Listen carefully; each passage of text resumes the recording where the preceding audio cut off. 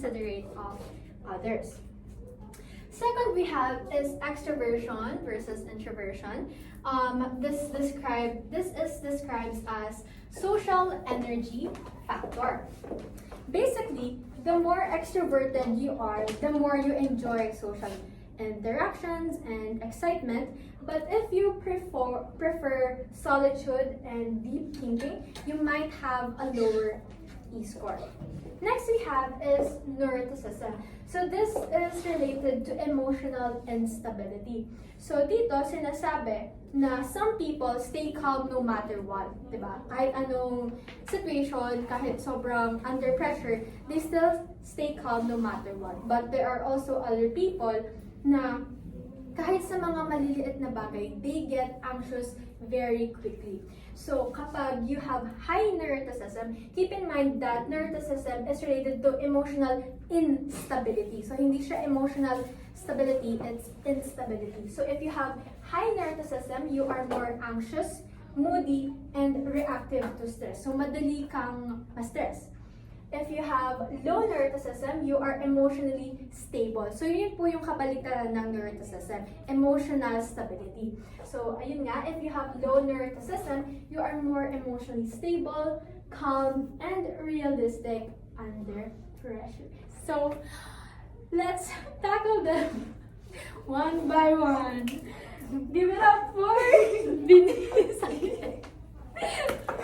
Okay, so next we have here the extroversion versus the introversion. So, please kindly read na po.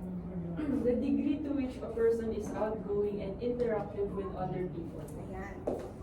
So, for the next slide, alam niyo ang pinagkaiba ng extrovert sa introvert. Sino nga naman ang hindi pa familiar with that? And basahin lang natin, no? Sabi dito, introvert daw have tender-mindedness, seriousness, easily aroused. And then sa extroversion daw, we have outgoing, expressive, top-mindedness, and etc. So dito sa illustration na to, gusto ko lang malaman kung ano yung insights nyo dito. Alin kaya dito yung extrovert? Alin kaya dito yung introvert? At paano nyo nasabi na yun yung extrovert at introvert? Yung arrow na palabas, Alin dito? 1 or 2? yung one, extrovert, kasi parang mas nakaka-interact siya with other people. While yung second naman, paloob yung arrow, so introvert siya. So parang, hindi naman sa takot, pero parang hindi lang siya sanay mag-interact with other people. Yeah. So thank you so much, Liz, for your participation. And those ideas were correct, no? Ito is the extraversion kasi yung arrow niya is palabas. Meaning that the arrow depicts na yung kung ano mang ideas or nandun sa mind netong man ay palabas. Meaning that he is being expressive. And conversely, dito naman sa second man, yung arrow niya ay paloob, meaning that he depicts tender-mindedness. No? So next, are you an extrovert or an introvert? So, sino kayang extrovert dito? Pero dalawa lang po talaga. Ikaw ba, Denise? Do you think you are more of an extrovert or an introvert? Sure. Ikaw, Iya. Extrovert. Okay. So, dito naman guys, meron kasi dibang pag tinanong mo, are you an extrovert or introvert? So, hindi, I'm an ambivert. Pero guys, sa lens kasi ni Hans Esynck, no, dalawa lang yun sa kanya, extroversion at introversion. Yung ambivert, sinerch ko kung kanino siya, and sabi kay Carl Jung daw siya. So, not sure about that yet. So, with that guys, alam nyo ba na merong primary differences sa mga extrovert at introvert when it comes to their cortical arousal level? So, itong cortical arousal level guys, ito ay physiological condition na nai-inherit instead na nalalearn. So, with that, let's have this one, the inhibition theory. But before we proceed to the theory itself, kailangan ko munang i-discuss sa inyo itong biological basis para mag-gets niyo yung concept ng inhibition theory. So, first, we have here the ascending reticular activating system or the ARAS. Etong ARAS na to guys ay located daw siya sa brainstem and nagpo-project daw siya sa diencephalon. Yung diencephalon na yun guys, siya yung responsible sa pagre-regulate ng mga visceral activities natin. And pag sinabi natin mga visceral activities, yun yung mga activities na automatic na. Tulad na lang ng binanggit ni Saya kanina, blushing, breathing, yun yung mga examples ng visceral activities. While on the other hand, we have the visceral brain. Ito namang si visceral brain, nasa third ventricle ata siya. Not really sure. But siya is responsible din siya sa pag-regulate ng emotions as well as sa mainly pag-regulate and responsible for the automatic functions of the body. So, with that guys, etong mga to, sila yung sinama ni Esynck as the biological basis kasi according to him, they contribute to the cognitive function of the attention and sensory processing ng isang tao. And nagkaroon siya specifically ng idea na kapag daw mataas ang ARAS or ng ascending reticular activating system ng isang tao, ay most likely introvert daw siya. And then, pag naman mababa daw ang ARAS niya, is extrovert daw siya. So, with that, let's proceed with the inhibition theory. Kindly read nga ulit. Information from the environment is transmitted from the sense organs along neural pathways to the brain, where excitatory and inhibitory cortical processes result in either the facilitation or inhibition of behavioral and cognitive responses. Thank you so much. So, dito, na-highlight ang ating inhibitory and excitatory. Yung inhibitory, guys, that is the ability of a person to control their impulses, while yung excitatory naman is ito yung response ng isang tao dun sa stimulation na yon in a active or aroused form. Sa madaling salita, kapag inhibitory, may control, pag excitatory, active or aroused. So, kung ihahalin tulad naman natin siya sa isang bagay, let's say bike, yung preno kaya, alin kaya siya dito sa dalawa? Inhibitory or excitatory? Inhibitory. Tama, inhibitory. Kasi pag binibrake mo, you're having the ability to control, no? And yung excitatory, yun naman is yung pedal ng bike. So dito, meron tayong idea that extroverts have relatively weak inhibitory processes and strong excitatory, which is actually evident. Kasi usually ako, personally, ang mga na-encounter ko na extrovert ay hindi, kung ano yung gusto nilang sasabihin nila. They have weak or they have low inhibitory. Ibig sabihin na whatever they wanna do, yung mga impulses nila, wala silang control. So, ibig sabihin, gagawin lang nila na gagawin yung mga gusto nila. And sa excitatory naman nila, ayun, they're outgoing, expressive. So, yung next idea naman dito is yung introvert daw ay merong strong inhibitory, tapos weak excitatory.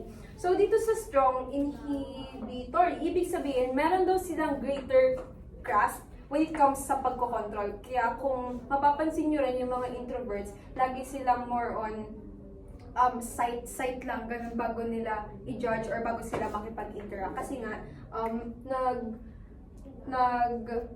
observe muna sila sa surroundings nila. They're controlling their selves first. And unlike sa extrovert, hindi sila yung ma-impulse na whenever they think of something is gagawin agad nila. Kailangan muna nilang pag-isipan yun. And weak excitatory and mabilis silang ma-overstimulate. So, with that, let's have this one, or the summarization. So, we have here 4 categories. We have the cortical arousal level. Etong cortical arousal level na to, ito yung shinare ko kanina. Yung, ano nga pala ulit kapag mataas yung ARAS? Introvert. Introvert. Tama.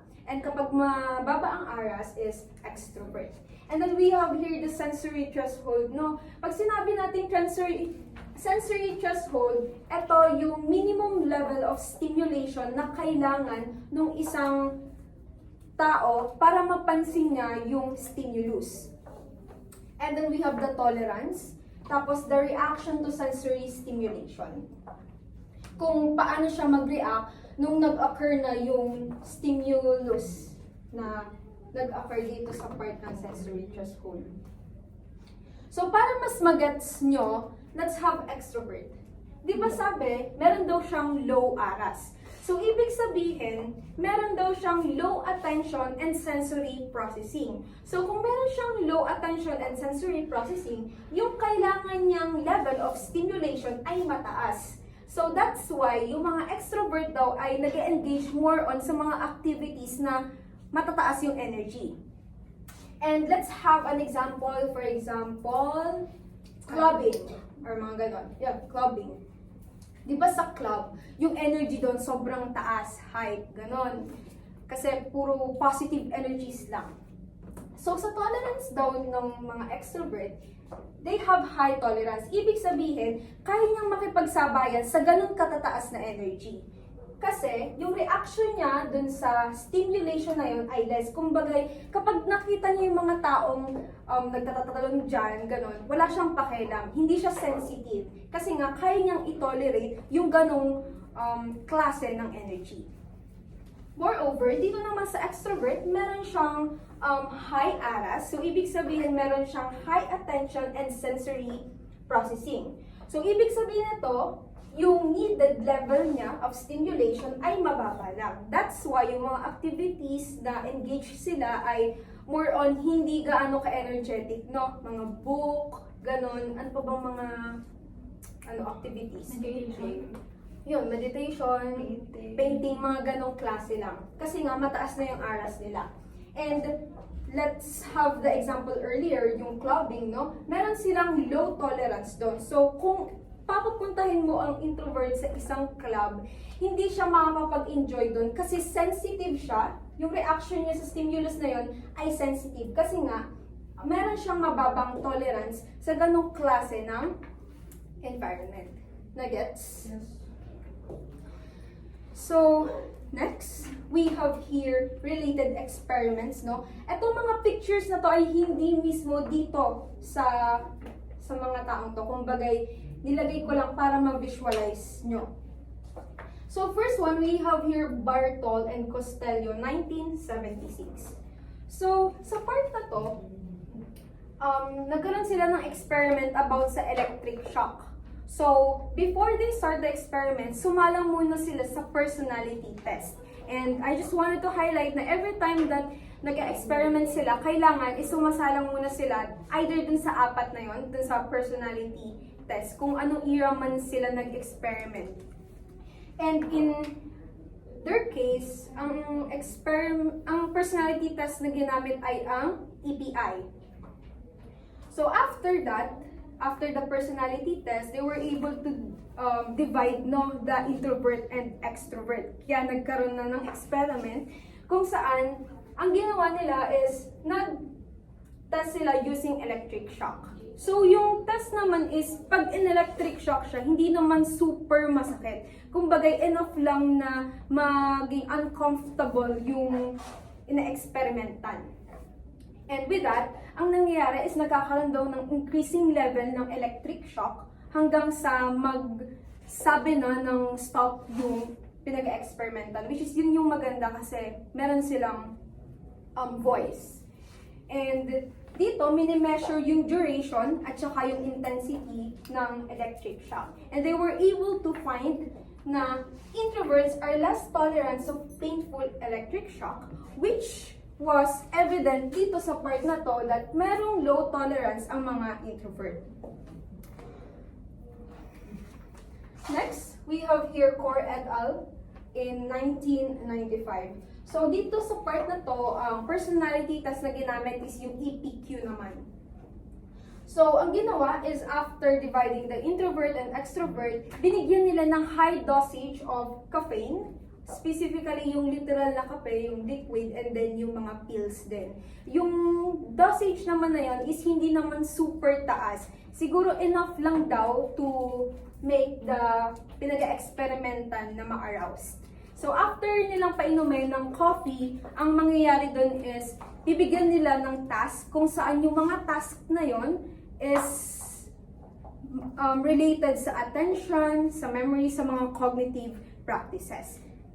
And with that, they were able to conclude and to find out that introverts have poorer performance while extroverts perform better, which again was evident dito sa ating inhibition theory, which is introvert have low tolerance. And then for the last one, we have the Johnson et al. 1999. So dito sa part na to, after they performed the personality test, ang gagawin nila is, isasalang sila sa PET scan. PET scan, guys, is, di ba, sinabi ko kanina na isa siya sa mga evidences noon to measure the blood oxygen sa ating brain tissue. So with that, ang nangyari daw is after na sumalang dun sa PET scan is magpa-perform ulit sila ng cognitive activities such as attention, memory, problem solving. Tapos, doon, na-conclude nila that the frontal lobe of introverts are more active than extroverts, which again is evident dito sa ating table na ang introvert have high ARAS, cortical arousal level. So that concludes the idea sa ating extroversion and introversion. Okay. Thank you, Venus, for that. Moving on to Esynck's second superfactor, we have neuroticism.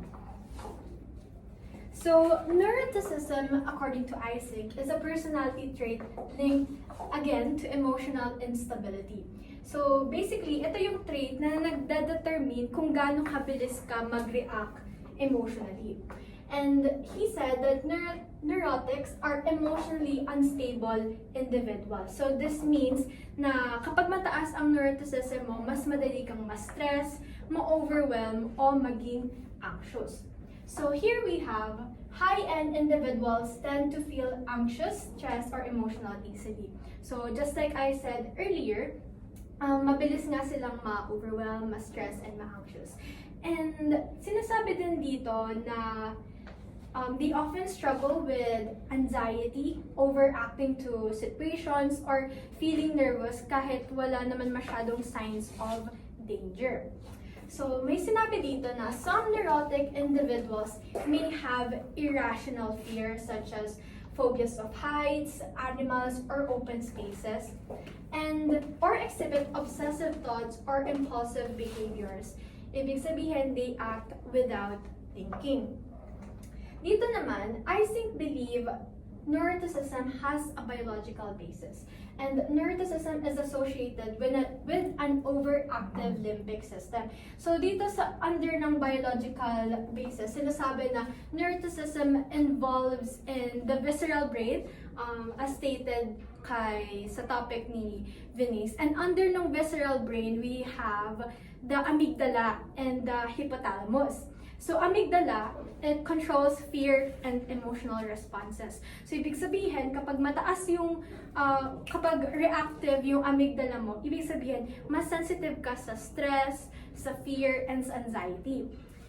Second naman, we have is the hypothalamus. So, etong area na to, siya yung nagre-regulate ng hormones and stress responses. So, kapag overactive naman yung hypothalamus mo, ibig sabihin, nagre-release yung body mo ng mas maraming stress hormones or what we also call the cortisol. So, ibig sabihin, it makes a person feel more tense, anxious, or emotionally unstable. So, I just want to highlight this one. So, people with high neuroticism are more prone to mental health issues as their brains react more strongly to stress. So, ito, sinasabi dito na if you have high neuroticism, it means that you have a high amygdala reactivity and high stress hormone level. So, kahit yung mga minor stressors, it can trigger agad ng strong emotional and physical reactions. Even, for example, headaches, stomach aches, ayan, nagkakaroon ng panic attack. So, those are some examples of physical reactions kapag super stress ng isang tao. And because their brain is wired to be more reactive, they are more prone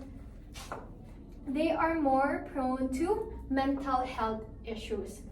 For example, anxiety or depression, lalo na kapag exposed sila sa stress kasi nga very prone nga sila sa stress. So kapag na-expose sila ng masyado doon, possible na magkaroon sila ng mental health issues tulad ng anxiety or depression. So, as I've said earlier, it has a biological basis. And with that, he used a biological evidence to support this theory, suggesting that neuroticism is not just about personality, it has a physical basis in brain activity. So here we have the diathesis stress model. And dito, it explains how people are more or less likely to develop mental health issues based on their genetic or biological vulnerability and the stress or life events they face. So dito yung na-explain bakit may mga tao na mas likely na magkaroon ng mental health issues rather than the others. And I want to highlight here vulnerability, which is connected to diathesis. So vulnerability is the genetic or biological traits some people are born with. So this could be because of things like their genes, how their brain is wired, or even things they've inherited from their family. So for example, they might have a brain that reacts more strongly sa stress. Or meron silang family history ng mental issue. For example, depression or other mental health problems. So, ang tawag doon ay vulnerability kasi meron silang mas mataas na chance na magkaroon ng mental health issue because of how their brain was structured. Second naman here is stress. So this pertains to life events, traumas, and challenges.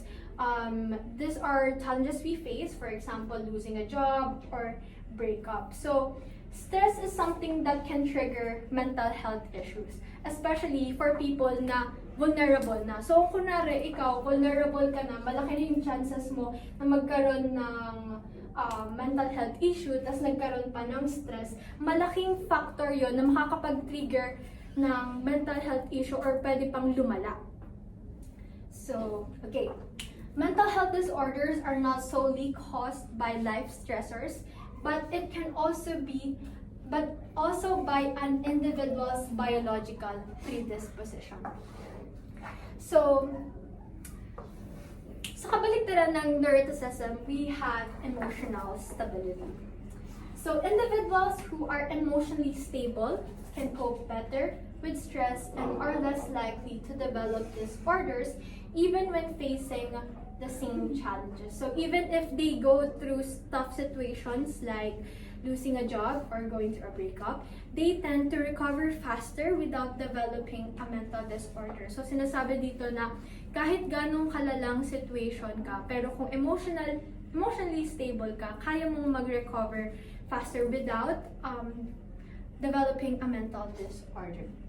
So here, for example, we have person A. If they experience a breakup or job loss, they might develop severe anxiety or depression because their brain is more reactive to stress.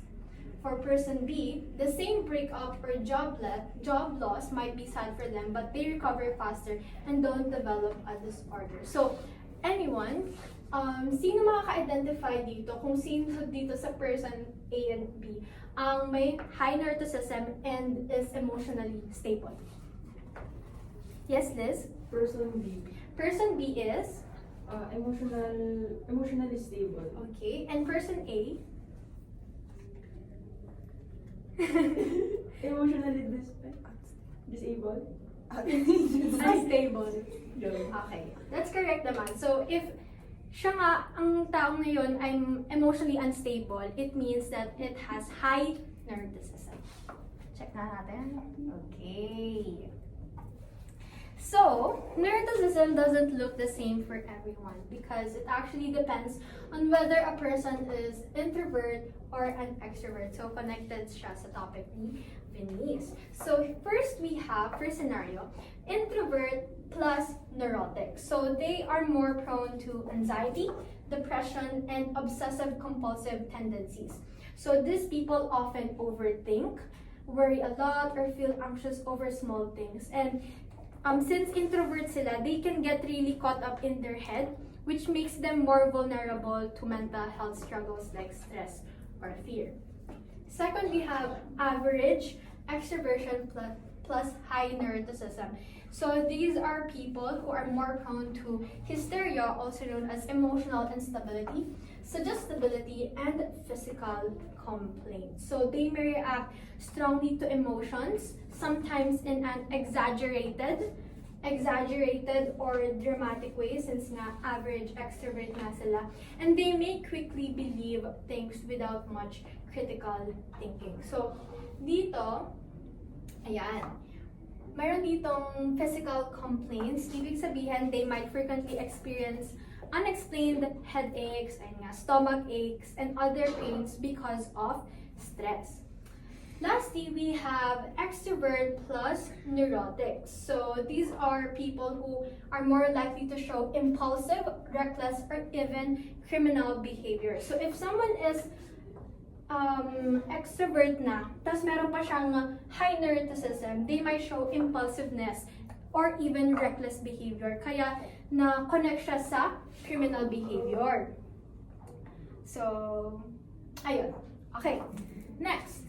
Here is an illustration. We have here neuroticism, which is the overarching personality trait.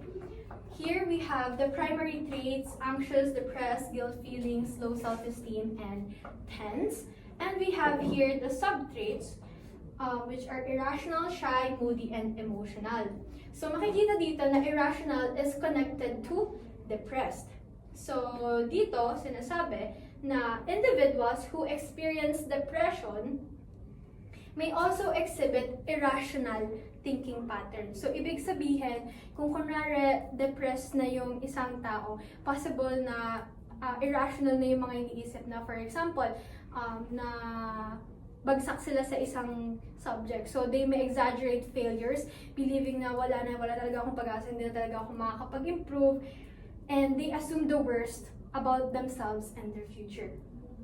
Second naman, here, under ng guilt feelings, connected yung shy and moody. So, for example, dito sa shy, after accidentally interrupting a conversation, Mark feels so embarrassed kasi na-interrupt niya nga yung isang conversation, and nagkaroon siya ng gut feeling that he avoids talking to those people for days. So, naging shy siya. So, ayaw niyang kumausap ng ibang tao.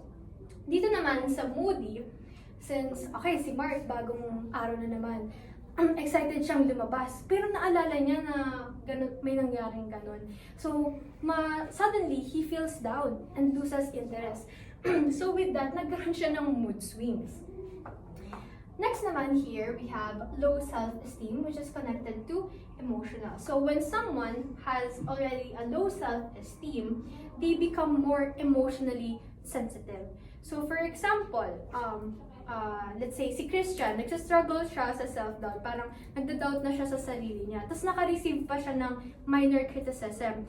So that led him to feel deeply hurt or overwhelmed. Ayun. So kumbaga, dumagdag siya. Okay. Dito sa neuroticism as well, we have reactive inhibition. So reactive inhibition, it's actually from Hall's learning theory, the year 1951, and it refers to the idea that repeating an action leads to neural fatigue, making it harder to continue performing the same task. So sinasabi dito na every time daw na you repeat an action, kunwari lagi kang nagsusulat, lagi kang nagsusolve ng problem, your brain experience of build-up of fatigue. Ibig sabihin na papagod din yung brain mo kapag paulit-ulit mo siyang ginagawa. So here, first we have here, extroverts get bored and switch tasks more often. So, since ang extroverts are very outgoing, kapag paulit-ulit nilang ginagawa yung specific task na yun, naboboard sila agad, which nagkakaroon sila ng neural fatigue. That is why they want to switch task naman, or switch activity, or pwede rin naman magpahinga. Another one here is introverts. Introverts can stay focused on the same task for longer periods. Ayun. Alright, everyone. So the next is psychoticism. Now, Miss Liz, can you please read this for us? The degree to which a person is unconventional, impulsive, and detached from social norms. Yes, thank you. So before we proceed to a further discussion of what psychoticism is, let me ask you, in your own thinking, what is a psychopath? Sa tingin nyo, ano ang isang psychopath? Like in your own words, or what do you think when you hear the word psychopath? The ability to do yung kayang gumawa ng hindi kayang gawin ng ibang tao, like negative. Thank you. So now let us proceed. So what is a psychopath? So psychopaths demonstrate a consistent pattern of antisocial behavior driven by a lack of empathy and an inability to perceive consequences. So basically, most psychopaths are antisocial. They do not want to interact with other people, and they are driven by the lack of empathy. So they don't know if they're hurting the person or not because they are unaware. They do not know the concept of empathy. So these over here are actually the traits of a person that is a psychopath. So first is lack of empathy or remorse. So this is when it is an inability to understand or share feelings to others, showing no guilt or regret for harmful actions. Like what Liz said, it is in a negative way. Manipulative charm. So people that are psychopaths are actually, they often possess a superficial charm and charisma used to deceive and exploit others. Basically, from the word, manipulate others into doing what they want. Impulsivity and irresponsibility. So they have a tendency to act without consideration or considering the consequences of what they have done, coupled with a disregard for obligations and commitments. Next is antisocial behavior. A pattern of violating social norms and the rights of others, including lying, cheating, and criminal activity. Need for stimulation. So the need for stimulation is because they can be very bored. People that are called psychopaths have a low stimulation. That is why they're trying to look for something that could give them this said stimulation. So next is superficial emotional responses. So what is a superficial emotional response? This is actually when a person shows you, for example, Seiya is pretending to be sad. Like, it's very believable that she is sad, but from what she is really feeling, she's not sad about anything she has done. So that is the superficial emotional response. Next is a parasitic lifestyle. They often take advantage of the people around them. So basically, they take advantage for them of other people to do what they want to do. So that is what a psychopath is. So Esynck had proposed a link between genius and psychosis, arguing that certain traits associated with psychoticism could fuel exceptional creativity. He based this on three key observations. We have the historical precedent, psychoticism, traits and creativity, and the unusual thinking. So first one, we have the historical evidence.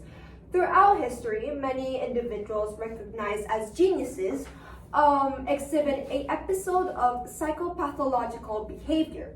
So this suggests a correlation between creative brilliance and mental abnormality. The second one is psychoticism traits and creative drive. So traits like nonconformity, aggression, self-centeredness, and persistence, which are often found in individuals scoring high on psychoticism, are also crucial for creative achievement. Geniuses often challenge established norms, so they do not want to go with what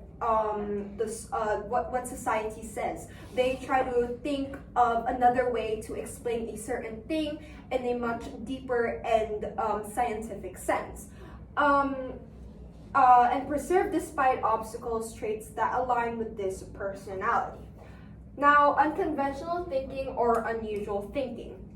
This is a hallmark of a genius, the ability to think in unusual or even bizarre ways.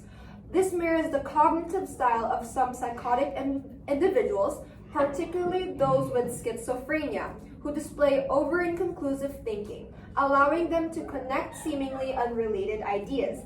Psychotics also display the ability to give original responses to stimuli. So, this is what psychoticism is. Psychoticism is thinking outside the box. It is usually linked to traits like being aggressive, impulsive, and tough-minded. So people with psychoticism or high psychoticism like to see things differently. Like it is stated, they like to think outside the box, not like normal people. They find it hard to understand other people's feelings because they lack the empathy. Now, psychoticism is a complex personality dimension. It is not a mental illness. It is different from psychosis. Why is understanding psychoticism important? See, it helps us see personality as a multifaceted and biologically influenced trait. Now, as you can see from the table here, these are the traits making up the type of psychoticism. So these are the traits of a person with high psychoticism. They can be aggressive, cold, egocentric, impersonal, impulsive, antisocial, unempathetic, creative, and tough-minded. Next is psychoticism is a collection of related characteristics, not a simple opposite of the other traits. So we have here the big 5 components, which is openness to experience, conscientiousness, extroversion, agreeableness, and neuroticism. So with low agreeableness, this is the social disconnect. So this is the most critical factor. Individuals with low agreeableness are often seen as antagonistic. They tend to be cynical, distrustful, and have difficulty in forming a genuine bond with other people. They may manipulate other people for their own gain and show a marked of lack concern for the feelings or well-being of other people. This disregard for social harmony is a hallmark for high psychoticism.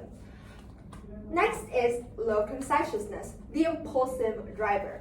Low conscientiousness adds a layer to disorganization and impulsivity. Individuals with this trait struggle with planning, self-discipline, and adherence to the rules. So they like breaking rules and they like to rely on their impulsivity to do a certain task.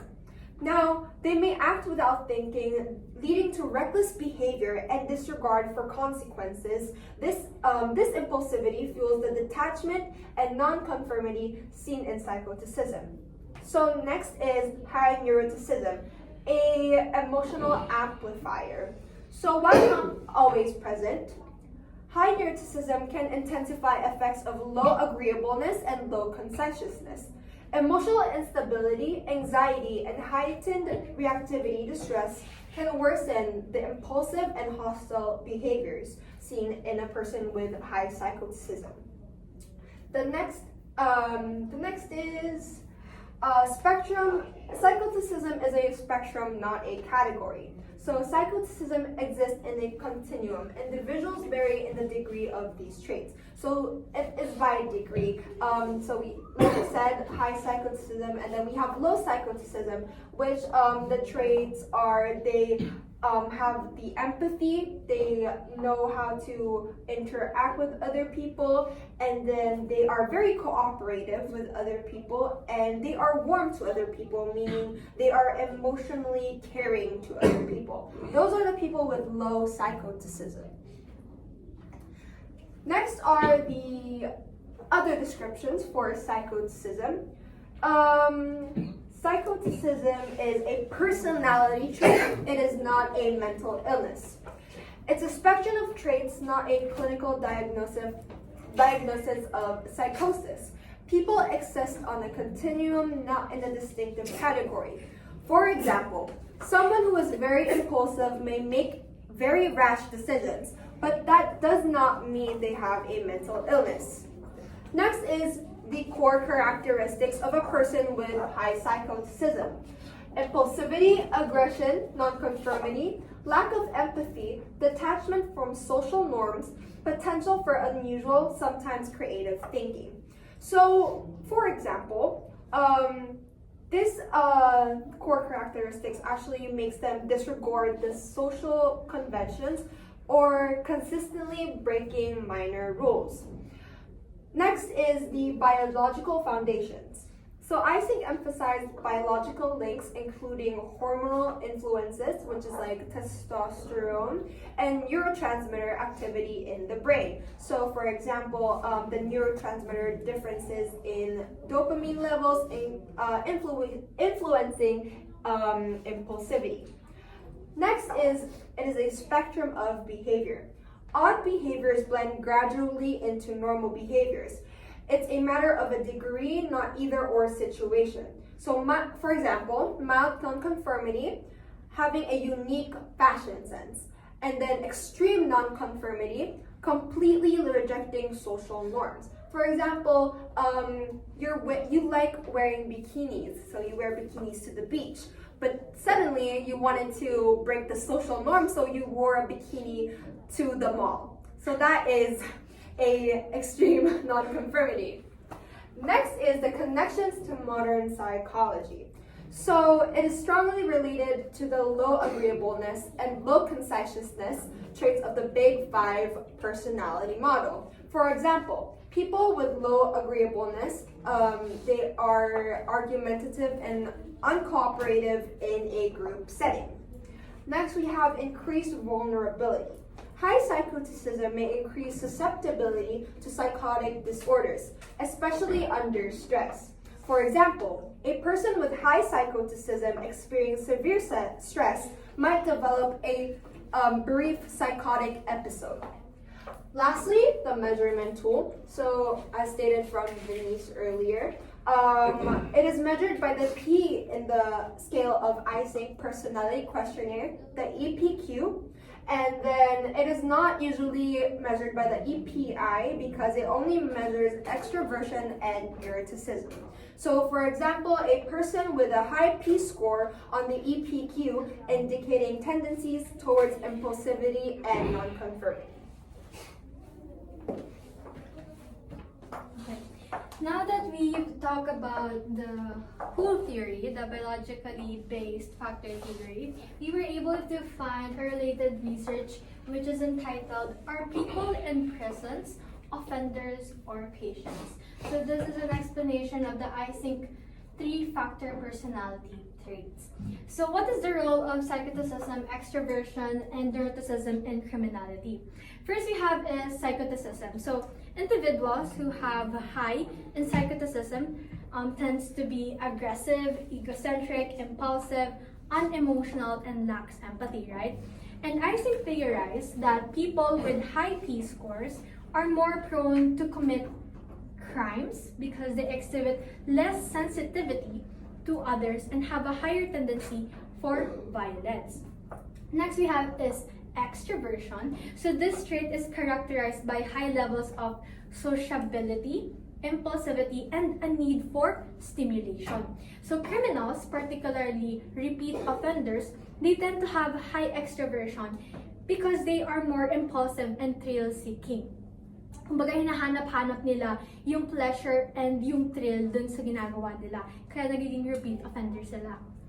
Third is neuroticism. So neurotic individuals experience emotional instability, anxiety, and a tendency toward neuroticism, to developing irrational fears and anxiety. So high neuroticism can intensify a person's reaction to stress or provoke impulsive, aggressive behaviors.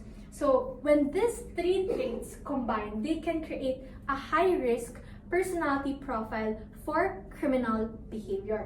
So under this related research, we'll be discussing the major findings. First we have is that prisoners are different from the general population. So those with high scores on psychoticism, extroversion, and neuroticism, they tend to report more psychological disturbances, or they are more likely to engage in criminal behavior and experience psychological problems. And that would support Esynck's claim that criminal tendencies are biologically influenced rather than solely a result of poor social upbringing. Second, we have a dual explanation for crime and mental illness. Mental illness can lead to crimes such as anxiety, depression, OCD, that can impair judgment. So dito sinasabi na some people commit crime because they are already mentally ill. So this implies that criminal behavior in some individuals is actually a symptom of an underlying psychological disorder. Third, we have the need for psychological assessment before and during sentencing. So, under this research, in-emphasize din na kailangan nga daw ng psychological assessment bago ikulong, or bago bigyan ng sentence or during the sentence ng isang prisoner. Dito sinasabi that the study suggests that if personality traits can predict criminal behavior and mental health risk, then psychological assessments should be conducted before sentencing and during imprisonment and even after release. So dito gusto nila i-emphasize na clinical psychologists daw should assess offenders before sentencing in police custody and during incarceration. So sinasabi na early detection of psychological disturbances would allow for prompt psychological interventions, which could reduce the risk of re-offending.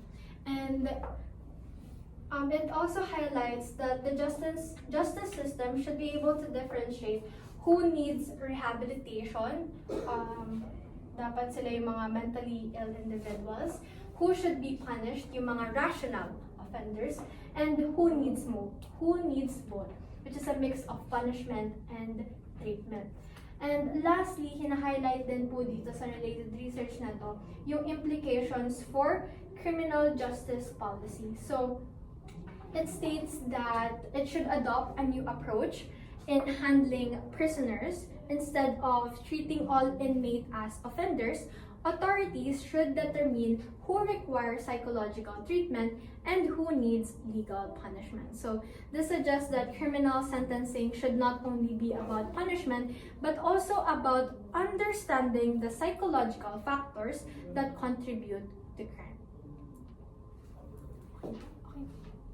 So, with that, to end our presentation, we wanted to say that one of the idea of Hans-Jürgen Esynck is that he doesn't really emphasize na baka meron pang umusbong or meron pang another dimension bukod dito sa tatlo na to. So, ibig sabihin, he was just saying that his main three factors were the psychoticism, Neuroticism.